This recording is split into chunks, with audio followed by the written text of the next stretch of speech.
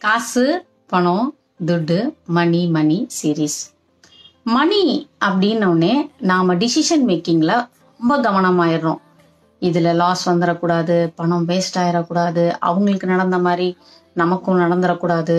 இந்த மாதிரியான விஷயங்கள் எல்லாம் சுத்தி இருக்க நிறைய இன்புட்ஸ் மூலமா நடக்கிற டிசிஷன் மேக்கிங் இன் மணி உங்களுக்கு நீங்க எடுக்கணும் அப்படின்னா குறிப்பா உங்களோட எனர்ஜி அதுல எப்படி இருக்குன்னு பார்த்து எடுங்க. நீங்க உங்களால லைட்னஸோட ஃபீல் பண்ண முடிஞ்சா மட்டுமே ஒரு டிசிஷனை இன்வெஸ்ட்மெண்ட்லயோ செலவுலையோ எடுங்க. இப்ப இந்த பைக்கை நான் வாங்கிட்டேனே அப்படின்னு ஒரு 2 மாசம் கழிச்சு நீங்க வருத்தப்படுறதுக்கு உங்களோட டிசிஷன் எடுக்கிறதுக்கு முன்னாடியே இந்த பைக் எனக்கு கான்ட்ரிபியூஷனா இருக்குமா, இந்த போன் எனக்கு கான்ட்ரிபியூஷனா இருக்குமான்னு எனர்ஜெட்டிக்கலா நீங்க கேட்கும் போது உங்களால லைட்னஸை ஃபீல் பண்ண முடிஞ்சா மட்டும் அந்த பொருட்களை வாங்கலாம், அதுல இன்வெஸ்ட் பண்ணலாம், இந்த டிசிஷன் மேக்கிங்கை எடுக்கலாம்.